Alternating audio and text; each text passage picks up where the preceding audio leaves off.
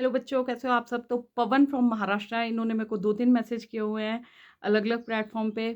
और इन्होंने पूछा हुआ है मुझसे कि मैम मेरे फर्स्ट अटेम्प्ट में इतने मार्क्स थे, 2021 में फर्स्ट अटेम्प्ट था, तो होते-होते इनका इम्प्रूवमेंट होते-होते जैसे थर्ड अटेम्प्ट में 283 थे एंड इनका 2024 में 378 नंबर थे बेटा आपके, है ना? तो अभी इन्होंने पूछा होगा कि 4 अटेम्प्ट्स हो चुके हैं, तो पहले वाले अटेम्प्ट्स में इतना सीरियस नहीं था ये, whatever due to family reasons number नहीं आ पाए। तो बेटा सबसे पहले आपको जानने की, खुद से क्वेश्चन करने की ज़रूरत है कि ठीक है, देख रहे हैं आपके इसमें कि एक इंक्रीज़िंग ट्रेंड है नंबर्स का कि आप धीरे-धीरे इम्प्रूव कर रहे हो, है ना? अब हम सब बच्चों को इकट्ठे नहीं सोच सकते हैं, क कइयों की कंडीशंस कुछ हैं, कइयों की कुछ हैं। कइयों को पीछे से ही बड़ा स्ट्रॉन्ग गाइडेंस मिल जाता है, कोचिंग इंस्टीट्यूशंस मिल जाते हैं, कई बच्चों को नहीं मिल पाता है। तो अब इनका क्वेश्चन मेरे को ऐसा लग रहा है कि ही इज़ फीलिंग कन्फ्यूज़्ड और चौथे अटेम्प्ट में अगर 383 हैं, तो ये भी लग रहा है कि यार चौथे अटेम्प्ट में इतने आए तो आगे कुछ हो सकता है या नहीं हो सकता है। तो एक फ़िल्म आई हुई है ना 12वीं फ़ेल, ठीक है? तो वो बंदा एक आईपीएस बन जाता है और ये ट्रू स्टोरी पे बेस्ड है, ठीक है? तो इवन जब आप आईएएस लेवल के ऑफ़िसर्स का भी देखेंगे ना, तो सारे ऐसा नहीं है कि पीछे से टॉपर्स ही थे। तो कुछ उसमें बंदे अपनी स्ट्रगल से उन्होंने अचीव करा है, जो भी एम अचीव करा है। और ऐसा भी देखने में आता है हमें कि बंदे ना 4-4 5-5 साल बीडीएस में एडमिशन ले लेते हैं, बीडीएस के फाइनल में पहुँच के उनका एमबीबीएस में सिलेक्शन हो जाता है। तो जो ये नंबर गेम है ना, ये तो बेटा हमारे में क्या पोटेंशियल है, इसको सिर्फ़ एक एक स्केल बना हुआ है। अदरवाइज़ कोई भी ऐसा नहीं है, मतलब मेरे को ऐसा लगता है कोई भी पेपर ऐसा नहीं है कि जो हमारे फुल पोटेंशियल को बता सके कि हम में कितनी कैपेबिलिटी है, कि जजमेंट कर सके, ठीक है? हमने यहाँ पे उनको भी डॉक्टर बनते हुए देखा है कि हाँ भई, जिनका स्कोर बहुत लो था बट वो धीरे-धीरे उन्होंने इतनी इम्प्रूवमेंट लाई है। प्लस ये भी देखा है कि कइयों ने 5-5 ट्राई भी दे दिए हैं बट स्टिल बच्चों का नहीं हो पाता है, तो वो थोड़ा-सा डिप्रेशन में जाते हैं। तो पहली बात है कि मैं कोई नहीं होती कि आपको मैं बता दूँ कि आप इसके एबल हो या नहीं हो। बट मैं एक सजेशन ज़रूर दे सकती हूँ कि आपको खुद भी पता होना चाहिए कि आपको मैक्सिमम कितने ट्राई देने हैं, ठीक है? और एक आपका प्लान बी, पीछे का बैकअप प्लान हमेशा रेडी रहना चाहिए, ठीक है? 383 नंबर आए हैं और आपके धीरे-धीरे 100 नंबर से इम्प्रूव होते आए हैं।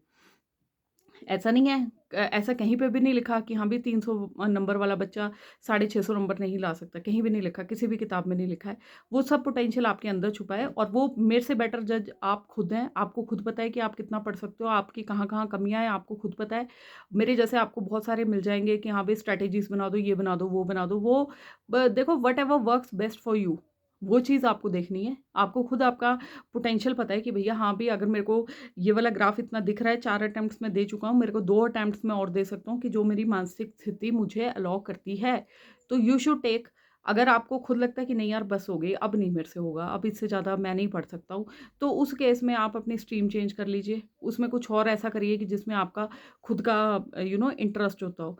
अगर तो पैशन ही है तो बेशक आप 2 ड्रॉप्स और ले सकते हैं और अपना वो कर सकते हैं, तैयारी कीजिए उसमें, अपनी शॉर्टकमिंग्स पे काम कीजिए। देखिए बिना गाइडेंस के ऐसा नहीं है, अब ऑनलाइन भी लोग पढ़ते हैं बट ऑनलाइन पढ़ने का एक तरीका होता है। ये नहीं होता है कि हाँ भाई किसी का वीडियो देख लिया और ऐसे बैठे हैं, कोई लेट के देख रहा है, कोई बैठ के देख रहा है और कोई पेट के बल देख रहा है, ऐसे फ़ोन लगा दिया। है ना? जैसे मैं आपको बोल रही हूँ या फिर मैं वीडियो कोई देख रही हूँ तो मैं ऐसे देख रही हूँ। आपके हाथ में हमेशा एक पेन पेंसिल होना चाहिए और पेपर होना चाहिए कि जो बंदा बोल रहा है उसके आप नोट्स बनाइए। अपने नोट्स बनाइए, उसके बाद बुक से पढ़िए, फिर देखिए, फिर वो वीडियो देखिए, फिर देखिए क्या एक्स्ट्रा चीज़ मिस हो रही है, फिर रिवीजन करिए, फिर उसके बाद अपने नोट्स बनाइए। जैसे आप क्लास में पढ़ते हो ना, तो ये तरीका होता है, आपको खुद पता होना चाहिए कि कहाँ-कहाँ गलतियाँ हो रही हैं, ठीक है? तो इस हिसाब से पढ़िए, रिविज़न्स करिए, मॉक टेस्ट पेपर्स दीजिए, जो कि एग्ज़ाम में जैसे क्वेश्चन्स, जैसे जो पोस्टर आपका एग्ज़ाम में होता है ना ऐसे वाला, वैसे बैठिए, स्ट्रिक्ट टाइम पीरियड रखिए। ये नहीं होता कि बार-बार उठ के टॉयलेट जाने लग पड़े, कहीं न कहीं तो कमी आ रही है ना कहीं प्रिपरेशन में कि जहाँ पे आप गलती कर रहे हो, वो आपको समझ नहीं आ रहा है। तो ये चीज़ें आपको देखनी पड़ेंगी क्योंकि हर बच्चे में बहुत ज़्यादा पोटेंशियल है। कई बच्चों को शुरू से पढ़ने की आदत होती है, कई बच्चों को एंड में पड़ती है। हमने ऐसे भी बच्चों को देखा है कि जो अब जैसे मैंने आपको 12वीं फ़ेल मूवी की बात करी है, एक बहुत ही अच्छी मूवी है, मोटिवेशनल मूवी है।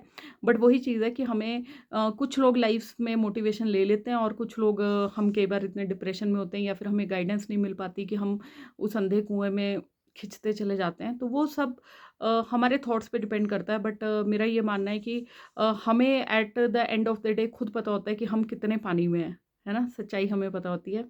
बाकी जो भी डिसीज़न लें वाइसली लें, ठीक है? और मैं आपको दोबारा कहना चाहूँगी, खुद एक बार अपना आत्म-मंथन कीजिए, सेल्फ इवैल्यूएशन करिए कि हाँ भई, where do I stand actually, है ना? कि do I have this potential, या फिर मेरे पास or am I facing deficiency of sources, या फिर deficiency of I am not able to get any proper guidance, या फिर मुझे पढ़ने में मज़ा नहीं आ रहा है, या फिर कहाँ पे गलती हो रही है, वो चीज़ें तो आपको ही पता होंगी ना। एक कॉपी पेपर लेके उसमें लिखना शुरू करिए कि कहाँ कमियाँ हैं, क्या आपके स्ट्रॉन्ग पॉइंट्स हैं, क्या वीक पॉइंट्स हैं। वीक पॉइंट्स को कोशिश करिए स्ट्रॉन्ग पॉइंट्स में कन्वर्ट करने की। एक टाइम टेबल प्रॉपर फॉलो करना शुरू करो। बाकी जैसे मैंने आपको बताया, छोटी-छोटी बातें होती हैं। टॉपर्स कोई आसमान से डायरेक्ट नहीं टपक पड़ते, बस छोटे-छोटे डिफरेंस होते हैं कि जो वो चीज़ें कर लेते हैं, रिवाइज़ करने वाली, या कोई डायग्राम से पढ़ता है। बस उस हिडन पोटेंशियल को हमें खोजना है अपने अंदर।